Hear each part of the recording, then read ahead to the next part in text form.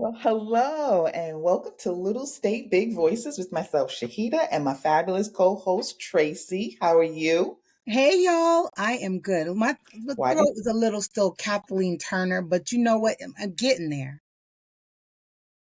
Oh, no, I don't hear it. You were sick this week? Yeah, I was, but I like the huskiness though. That gives my voice a little I spice. do. Whenever I have a cold, I'm rolling with it. I'm rolling with it if my throat is on fire.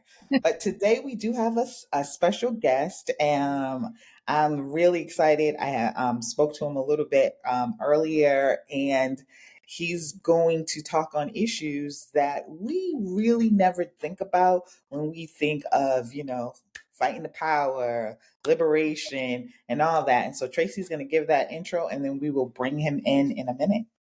Yes, indeed. So I'm proud to say that I know this person personally on a personal level for decades now, and he is the president and CEO of Soul Touching Experiences, LLC. This is an organization aimed at bringing a perspective of issues for access, inclusion, and empowerment, which affect him as well as others and other people with disabilities like himself. Even people without disabilities are affected by the work that he does. So, to achieve this multicultural cross disability education and outreach effort, he collaborates and he conducts trainings with the purpose of strengthening the efforts to provide services and information for people with disabilities and different abilities. The issues he tackles are wide ranging from immigration, criminal justice reform, healthcare, and environmental justice. That's just to name a few of the things. Paralleling with his policy and social justice work, he's a multi talented artist who, along with Leroy Moore and Rob Temple, founded Crip Hop Nation, which is an international collection of artists with disabilities. Crip Hop Nation is currently celebrating 14 years and actually recently earned an Emmy Award. Yes, y'all, we interviewing the Emmy Award winning folks up and through this podcast, okay? And so, after the success of the title song from the Netflix documentary Paralympic Games, their score, The Rising Phoenix, was critical to that soundtrack and really brought just another level to the documentary itself. So, without further ado, I want to introduce my friend, my brother, Mr. Keith Jones. Hello, hello, Hello. hello. Hi, Keith. Hi, Keith. Hey, uh-oh. I wish I could walk, but I'm old. How y'all doing? Thank you so much for having Of Okay, thanks for course. me. So I just gave you a rousing intro, which you probably didn't hear, but that three little paragraphs don't even really encompass everything that you bring to the table. I was like, our listeners need to know this man. They need to know your music. They need to know your platform, all of that. So we are just so glad to have you. Thank you. I appreciate it because, um, nobody has to ask you to talk, so it's always an honor to be a guest. So just don't kick me out too quick. Just don't kick We won't. We won't. Listen, we won't. We want to hear all about what you're doing because, like I was saying earlier, you're fighting a fight that we don't often think about. We know it's very important. And one of the things we don't see is Black men at the forefront of that. So we, want you to talk about your organization and give our listeners a real roundabout view of like what it is, what your mission is. Okay. So the story is Soul Touching Experiences LLC started because I got sick of working for other people, but it really was Smart. um, born out of just personal experiences as a person with a disability who's Black in the United States, and stumbling into social justice work, consistently coming across issues where, if you talk about migration or immigration, nobody talks about disability. You talk about criminal justice reform, nobody talks about disability. You talk about police reform, nobody talks about it. And people go, oh, well, that's so whatever. But when you talk to the Black community, 1 out of 4 has a disability. Hmm. You're talking to the global population, 15% of the planet are people with disabilities. So you're talking about 1.5 billion people. You're talking about the United States, that's 60 million plus. That's just those that describe themselves as having a disability. But when you step back from it, the reason it's critical is because race and ethnicity and disability is what has driven the United States. That is what chattel slavery was. That is Jim Crow. That is eugenics. That is the Brown versus Board of Education. That is the Shelby versus Holden County decision. So if you are a social justice organization and you don't take into the totality of the humanity, how are you doing your fight? How are you talking about, Black women surviving childcare when you don't even acknowledge disabled Black women having children? So it's all of those things, and really trying to bridge that gap between, if this is going to be your mission, you have to be total in your mission. It's good to have focus, but you can't skip over parts of people's humanity. So that's really the impetus for it. Wow. Yeah, That's powerful. And the part where you just said you can't skip over people's humanity in whatever form that takes is so important. And although we don't intentionally do so, we've been very dismissive, especially in the Black community. Yeah, exactly. yeah. Hopefully Well, we we can change. also have a Yeah, thing in the Black community that I admire, where we treat people, you use the word disability, so I'm going to use the word right, disability in this space. We, as Black families, we're like, you know what, we're going to treat JoJo just like we treat everybody else. right. And sometimes that's a good thing, and sometimes it's not a good thing. Because Mhm, there is that, there is a problem with ableism in Mhm. disability too, because it's one thing to be inclusive and it's one thing to overcompensate. Yeah, And what I can honestly say about you, Keith, is like, you you do your thing, like, nothing stops you. That I right. you know I don't feel like you let a lot of things get in your way. I had to make sure we had the right the time zone when I sent you the invite, because I was like, I don't keep to be in India right now, and I'm not even playing. Like, this dude be out, okay? He he's teaching hip hop in India. He's doing a conference in, California. You never know where Keith is about to be doing his work. So I love that ever since you were a kid. Because since you were small, you've been doing this advocacy. There's actually video footage of Keith. How old were you in the video that I'm talking about? You don't know when I had a hairline. Yes, yes, when you had That the was full. that was 19. Yeah, one year that was 1984, 84, 84, 83. Yeah, it's and the way you talk about it, it's funny because even when you say ableism, like there's a story behind it. And so when Mhm, we talk about the Black community, now I'm always laughing because when they like, oh my God, your mother raised you so. I'm like, no, she wasn't raising a disabled child. She was raising a Black man in America. Those mhm, are two different things. yep, mhm. Yes, you happen to have a disability. So the disability label really is not for our community. It's really for the larger interfacing with the rest of society. But you're right. Everybody got the uncle in the back room. Did he get his plate? Is he good? It's like, make sure he get his shirt. You know he like his.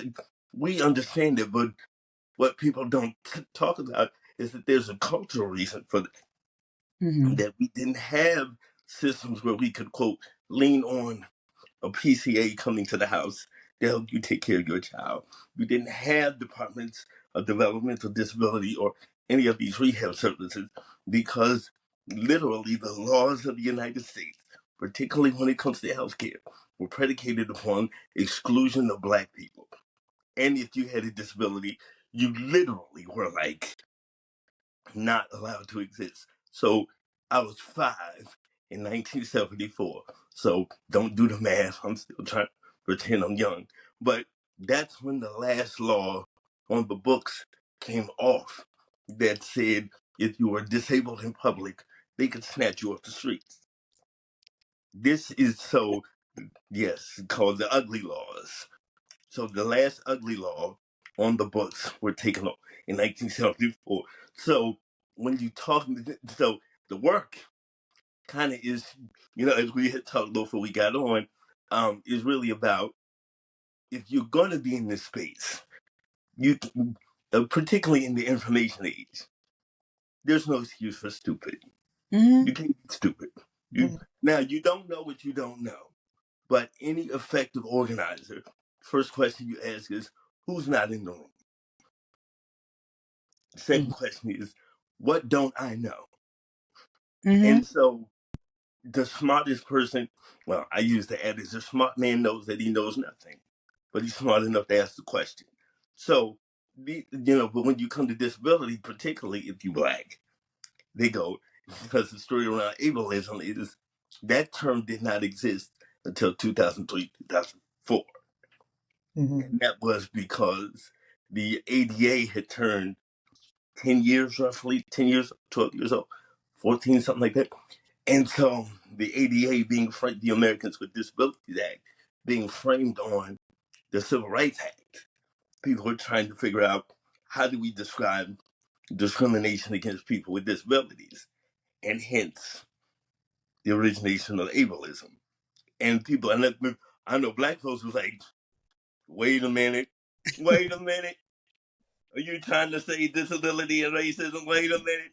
So I think because I'm black and disabled, so I don't know, am I able to disabled? Like, so it's those kind of things that you step back and say, how can I give my community access points Mm-hmm. that are relatable, that are digestible, that they can implement in terms of, my child being nonverbal or my child being autistic, but still seeing your child as your child versus a diagnosis.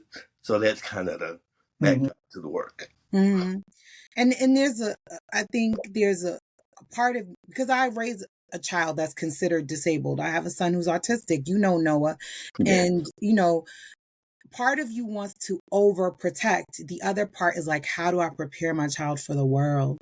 right, Because outside of my, comfort zone, how do I prepare my child? That's kind of like the tough part about trying to strike a balance when you're raising a child, and maybe even for some is educators too.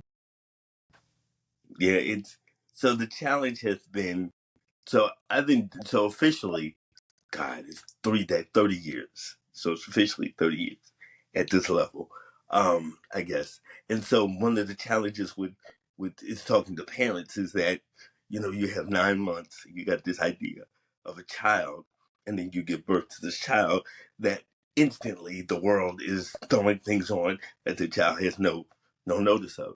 So I consistently tell parents, it's okay to mourn the child that you thought you were gonna have, Mm, but you must celebrate the child that you got.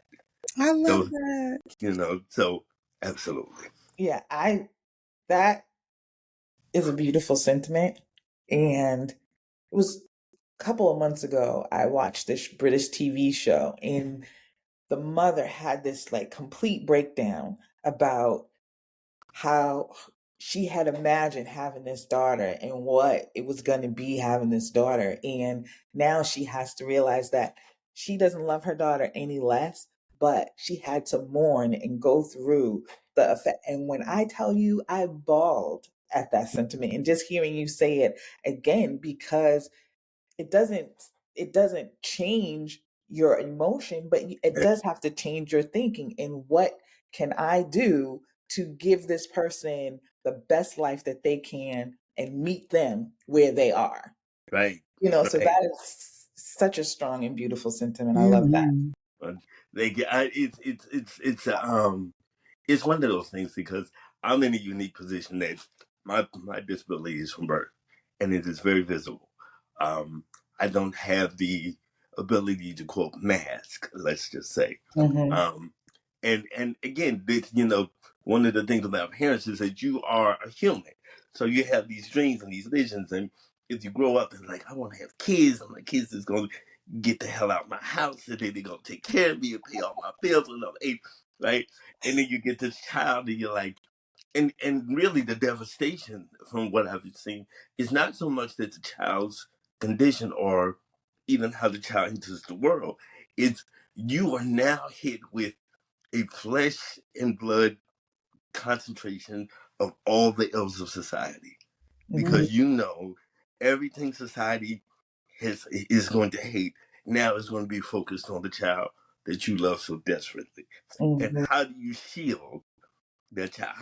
How do you give them skills and strength in a society one where the dominant culture, quote unquote, absolutely hates your existence, Yeah. and if you're a person of color, if particularly if you're a descendant of slavery. So Mhm. you have all of this. You see it like, now I got to get this Negro ready to go out in these streets and come back. How do I do this? Make sure one, I don't Mhm. go teach him to punch everybody in the face because Why not? like I mean, see, Why not? I'm trying to be a piece, that it's that balance, like you said, the balance because how do the reality is 7 out of 10 Black people will have violent interactions with the police or people with disabilities. Mhm. 7 out of 10 of those who, more than half of the police they come to or unalive are people with disabilities. More than So half? more than half. Oh.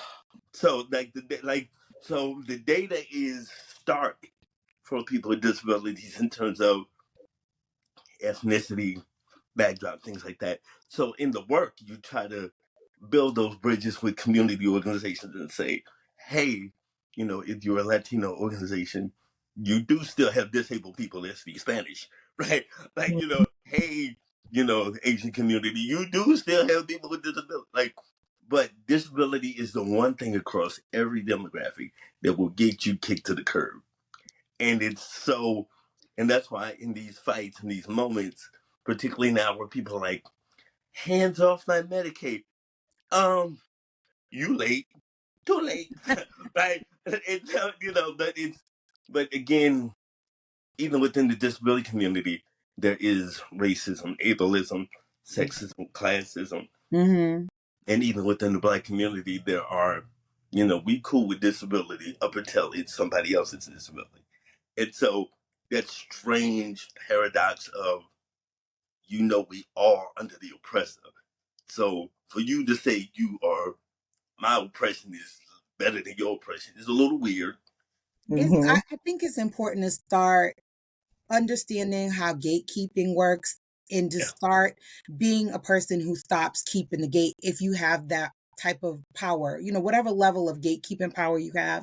I'm trying, like, that's one of the things I'm working on myself this year is like, if I have the ability to gatekeep something, I'm trying to remind myself, stop gatekeeping, girl. Share that information. Help somebody else. Give somebody else a leg up. Stop trying to keep information to yourself. I feel like I've always been the kind of person that likes to try to connect people and try to provide resources. But, there have been times where I've gate kept information. I think one of the ways that society is dismantling that whole system is through social media. I Yeah. feel like I get so much great content from disabled people coming through my feed. And the more I like it, of course, the more I get. So there's a gentleman that I follow who's hearing impaired. He has some of the most amazing, funny, great social media content that I've seen on, I think it's Max or maybe Lifetime. There's Jay and Pamela. There's a couple with dwarfism that are showing that they're in a relationship together and what it's like to be in their situation. There's a young woman who's got Tourette's that's gotten popularity on her show as well, her series. So we're seeing more and can't forget Love on the Spectrum. There's a new season of that. And so there's so much information available out there that's not just, in a book somewhere. There's actual video footage, entertainment out there that's becoming more inclusive of disability. So I think that it's our job too to understand and learn. As if you're trying to be an ally, you need to go and educate yourself. How can people do that, Keith? And what makes a good ally in this space? So how can they do it? Well, one is there's real. I try to give people real basic stuff. Is that disability has been here forever, Mhm. and now how you see people with disabilities is different because nobody will tell you that everybody in their house that wear glasses has a visual impairment. They just say they can't see without the glasses, right? My grandmother was like, I can't, baby, go get my eyes. And then you go get your eyes. Now she's not disabled because she's correct, or somebody who has or who is hard of hearing using a hearing aid, right? People don't necessarily, even if you're talking about people with autism or neurodivergence, all of those things are literally 20 years old. Like everything we're talking about now, the history is 15 to 20 years because developmental disabilities were what people were calling, and then they were calling it for intellectual disabilities. So the way you can be a good ally is one, check yourself.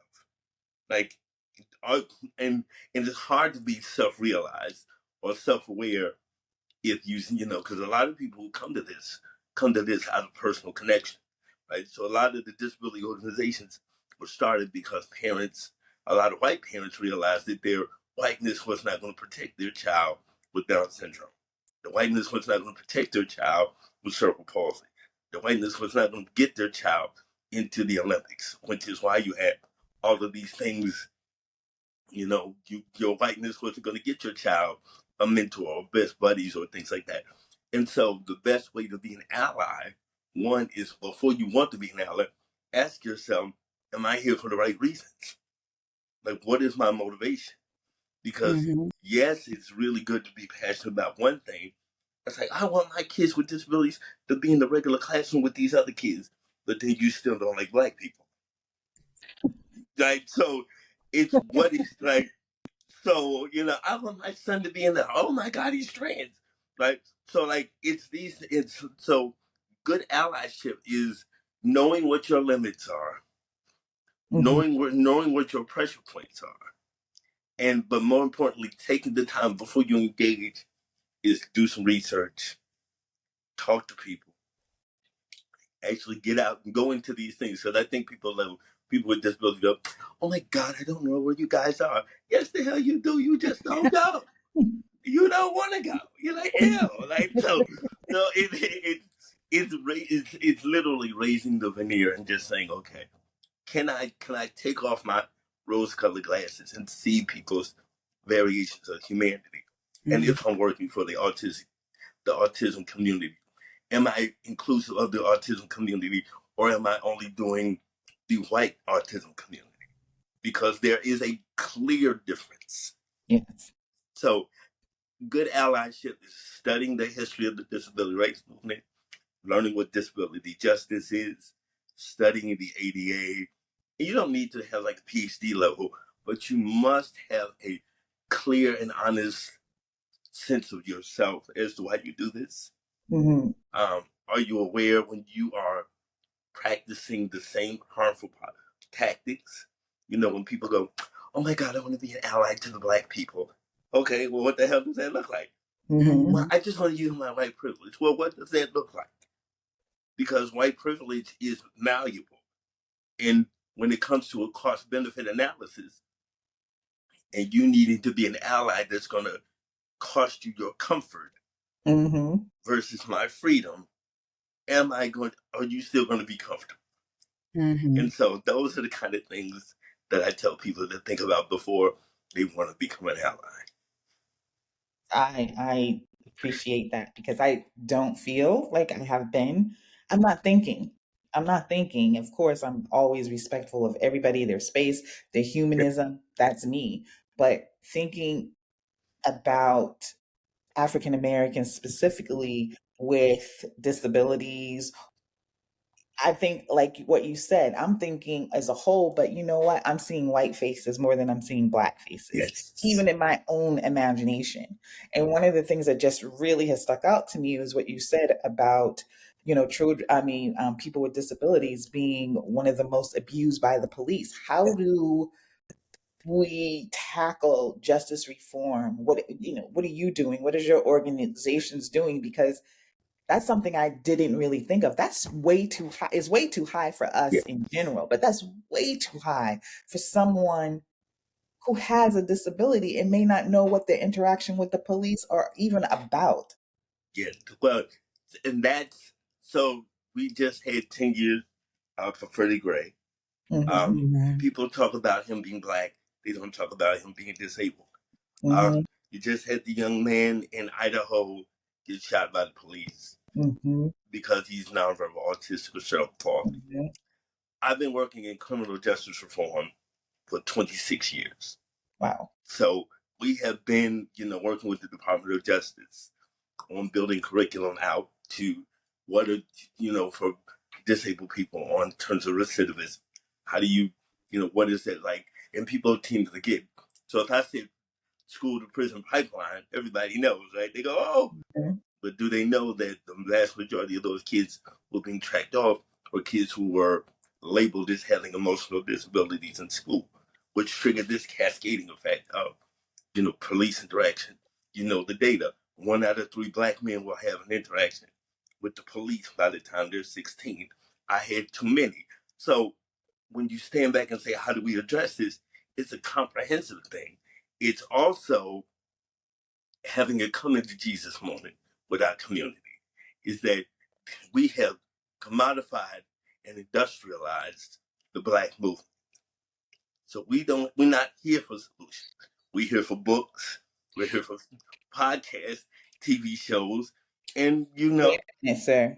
I got one. So all right, but see, because when you talk about it, like you want to get different information, like Hmm. would come to you guys because you all are doing the work versus saying black people don't do this, black people don't do that.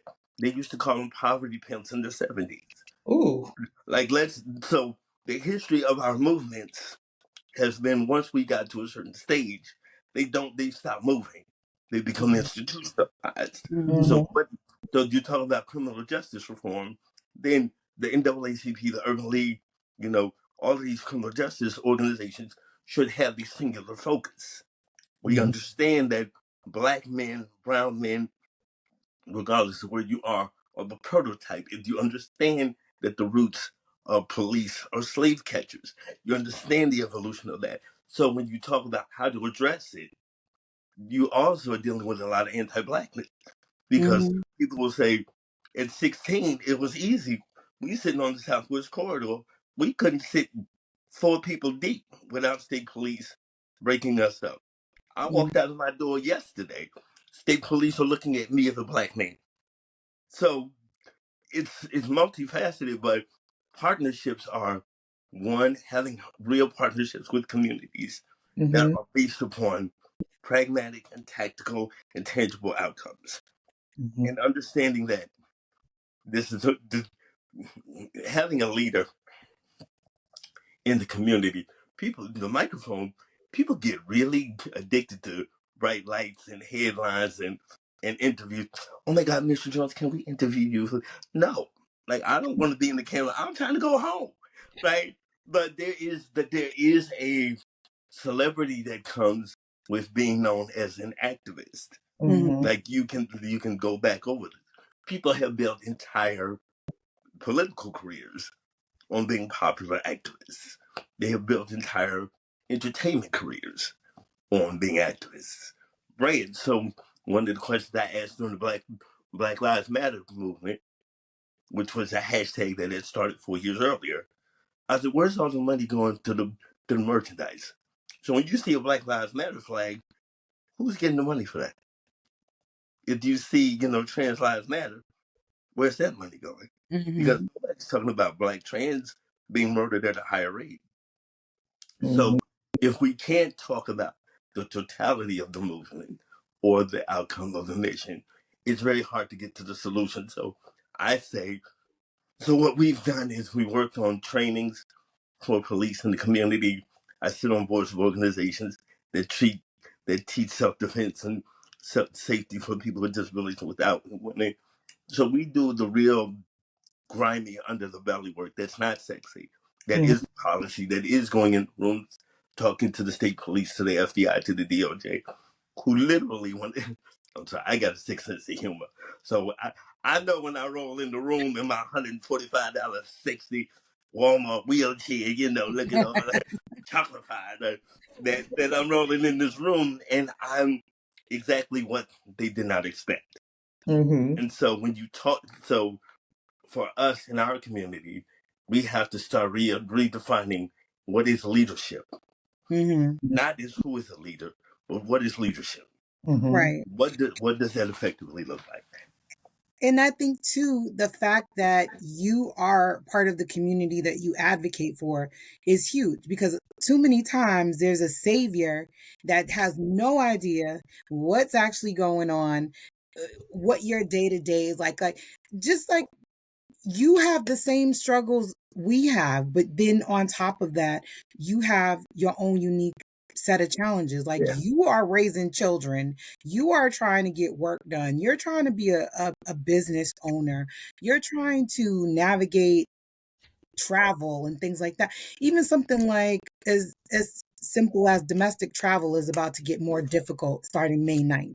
So yeah, people, whoever's listening to this, wherever this reaches your ears in the United States of America, even if you want to leave Boston or Rhode Island and you want to go to California, you better have that real ID. yeah, So yeah, there's a lot of stuff going on right now that is going to make things even more challenging for us than usual. But just being able to get a wheelchair at the airport, you know what I mean? Being able to, navigate your travel and things like that, being able to go online and handle transactions like updating your identification, all of these things are even more of a burden to the disabled community, because if you don't have the support system, if you don't have the computer, maybe the software that helps you hear better, that helps you see better, that helps you navigate better, everything is being digitized. So that digital divide is creating an even bigger yeah, problem, yeah. So listen, I was in my feelings yesterday trying to do the real ID thing for a family member. And I was just like, I can't even imagine people who don't have the support, disabled or not disabled, who don't Mhm. have support to navigate this big change.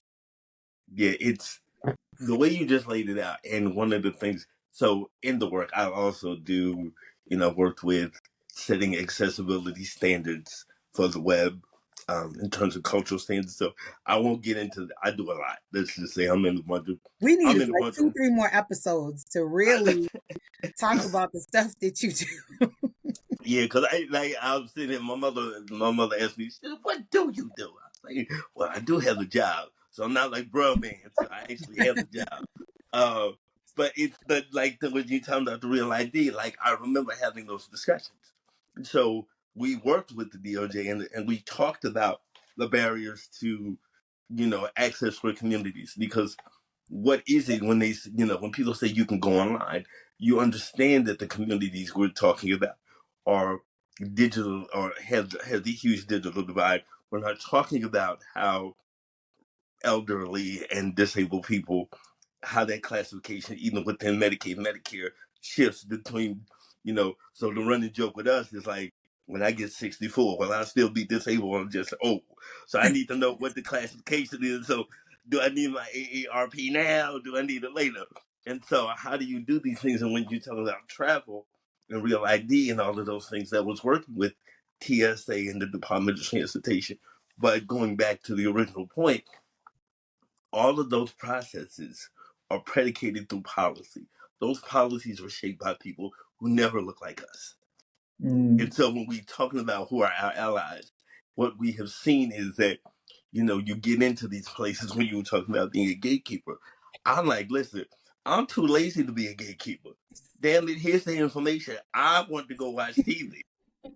Like, so I can't, but again, there is in the disability community, the disability rights movement is 60 years old, maybe 50, right? The ADA will be 35 years old this year. So in 1990, I turned 21. That was the first time as a black man with cerebral palsy in the United States that I had fully realized humanity with the Mm. passing of the ADA. So, in terms of law, Hmm. so how do you build allies when other communities are anti-black, right? So if you're talking about post the election, the BIPOC coalition, does that even exist? And how do I build an allyship with you when inherently in your core, everything about me you hate? Mm. So how do I do that substantially and not re not reincarnate your hatred, but move past it till we get to the point where we want to be. So the process of real IDs, getting a wheelchair at the airport, not even that, getting a lift from the airport. I've been sitting at the airport and they saw the wheelchair, was like, oh, we don't take people like you, and have drove off. Mm. So that so all of these underlying issues, and particularly now with America's mask being completely off. Well, black folks knew this. I'm just kind of chuckling. I told the world, I said, we weren't lying. We told you this is how they are. But hey, Well, I don't mean, didn't Governor Abbott of Texas just restrict like some ADA laws in Texas, and this man is in a wheelchair? you mean Governor Hot Wheels? Yes, yes. And let's Yes, keep it a I buck. do. Let's Oh my keep I God, it a I do. buck. love your Exit. post on Instagram about this. Oh, what was it? Oh, if you like because I'm like, if y'all gonna be mad at Hot Wheels, but not mad that he's a virulent, racist, misogynist, xenophobic, classist, narcissist. I don't. I have. You are not serious about the movement. You can't. And that was the problem. He's Right. restricting it because he's basing it on DEI, which is actually a racist The getting rid of hypocrisy. his racist It's a policy. hypocrisy for me. Yes, you're in Yes. a wheelchair, sir. Hey, look. No. See. Let me be clear. He's a wealthy man in a wheelchair. I think that's the Wealthy issue. white man. Wealthy He's a white man in a wheelchair. he's a what? And this is where the intricacies of the disability movement get really interesting. So Hmm. there's a so well, we ain't got 100 years. So I'm gonna make a real slip. There is the congenital, meaning from birth, and then Hmm. there's the acquired. Yeah. Those two pathways, and they're really reductive. But when you get an acquired disability, you have the before and the after in your Hmm. mentals. But Mhm. if you're congenital, there is no before and after. Yeah. It just always was. Greg Abbott and his entire ilk is a white man that broke his back, that Hmm. now uses a wheelchair. Because he had an That's accident and was able to sue. That's where he got his money from. But now, as governor, he has stopped that law where you cannot sue if you get into an accident as serious as his. Now, and again, ladies and gentlemen, when we talk about allyship and partnership and Hmm. working together, this is when I talk about just the what's the old say? Just because of your skin folk don't make them your kinfolk, Mm. Hmm. and just because of your wheelchair don't mean he gets it. Actually, he gets it more because he has the ability to never face the challenges of, can I get my Exactly. wheelchair on a plane? Hmm. Will the car pick me up? Is Mhm. somebody going to help me relieve my pressure sores? Is some Am I going to be having to reuse catheters because Medicaid is only going to give me 24 a month? Like, Mm. there's like, he's never going to face that. No. So this is where, and just Greg Abbott reminds me, I was giving a speech in Wisconsin when Donald Trump got elected the first time. I'm in a room of 600 people, 700 people with disabilities, and half of them cheered when Donald Trump got elected. I started laughing because I yeah, know I you like, did. I know I you was like, did. because I'm sitting there going, now you just voted for the man that's going to deport the person that gets your cripple behind out of bed and wipes your butt. That But part. hey, listen, again, And whiteness. that was making fun of Yes, disabled persons on the campaign trail. on the Mhm. campaign trail, and this is why when people see I'm probably the worst person to talk to because I'm not. Oh, you the best. Because I'm like, keep that so insensitive. No, it isn't. I'm Hmm. like, listen, I'm dealing with fact. And Mm. it's only insensitive if you understand the intention. If the Right. intention is malicious, I got you. But in these scenarios, with particularly where we are now, and particularly with Texas, because not just that he's disabled, is that Texas is one of 17 states suing the federal government to get rid of Section 504. 504 governs federal accessibility, education access, IEPs, things like that. So people go, oh, they're doing all these things. I'm like, you don't understand the country you're living in. Like y'all like to start at 16, 19. That's just when they was like, oh, we are going to acknowledge that we were stealing Negroes.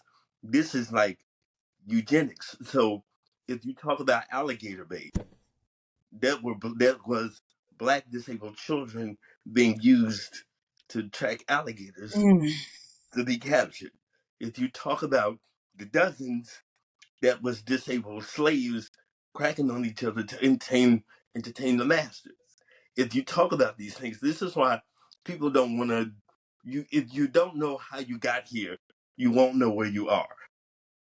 So And you it's can't rely on them because they're taking all of these books out of the museums, out of the library. So we need to start amassing our own private collections yes, of this yes, information. And Shahida, you're a big advocate of yes, teaching the kids, yes, yes, outside of the school and doing a Saturday program or a Sunday program or yes. after school and giving that historical knowledge because clearly the people who would sit and cheer for a man who is clearly not for them and this is we've seen half our country do this in the last few months too. It's like you continue to make excuses for this person because you don't really understand how we got here.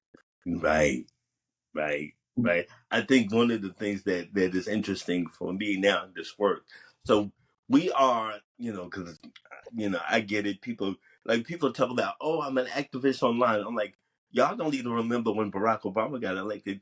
That when we were using online tools in terms of like Facebook posts or Twitter posts or Instagram or Vines back in the day, right? Oh my Or gosh. doing right, they call that slacktivism because they were saying we were being lazy.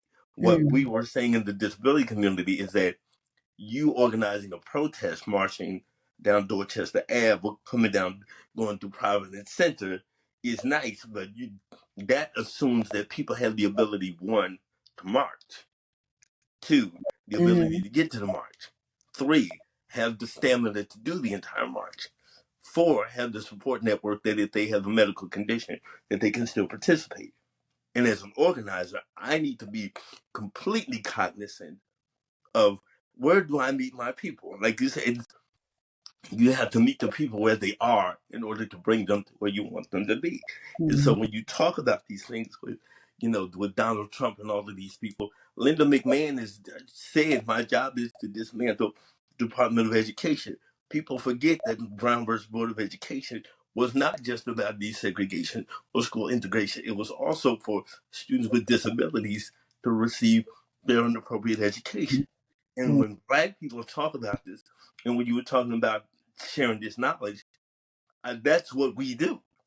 mhm, We've done it less formally though, and I'm gonna just say I'm gonna see rich black folks talking about I'm gonna open up my academy and I'm gonna educate these kids. Yes, but you are also recreating the mhm, dynamic of privilege and access, because mhm, the kids who win the lottery have the access these other kids don't.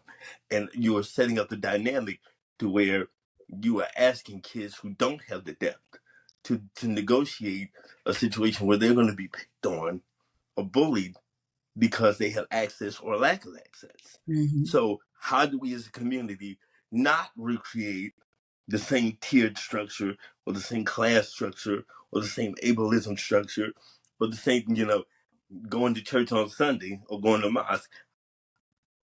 Ask people, how accessible is it? Yeah. I exactly.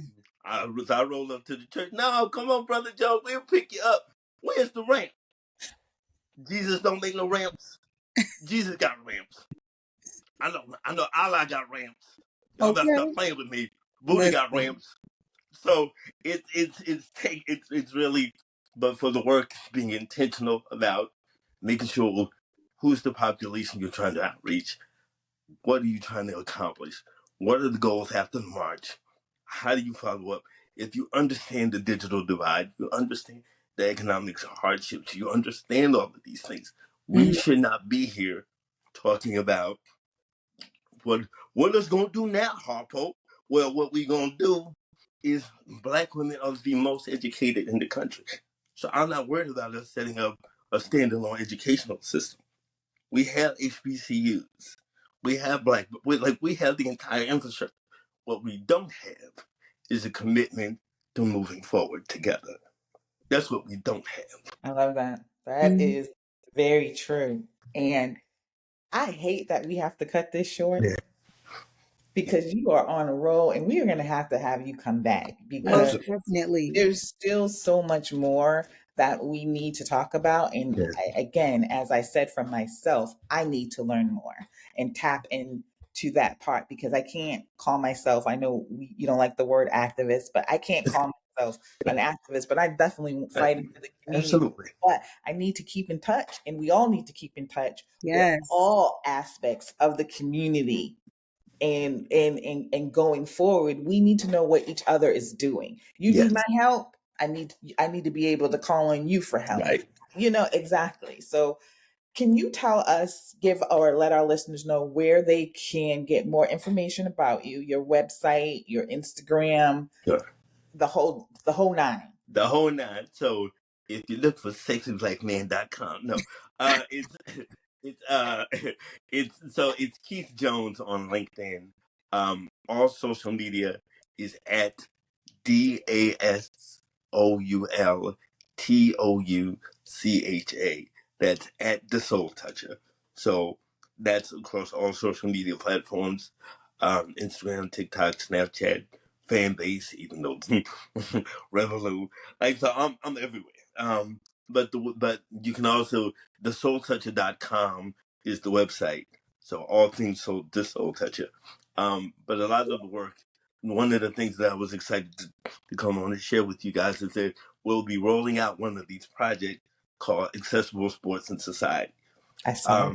And it is geared towards Black and Brown youth between the ages of 14 and 22, regardless of your disability. It's kind of anchored in the South, but we're building out a digital network to hold digital town halls to do exactly what we just talked about, which is bring this information to the community, give them the resources, give them the skill sets, but also teach them about the dynamics of organizing.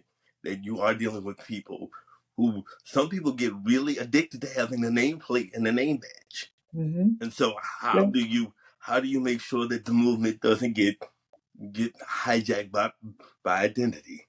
And it's focused on giving the kids the future that they deserve, giving the seniors the ability to age gracefully where they are. So those are some of the things, but we'll be rolling that out probably in the next month.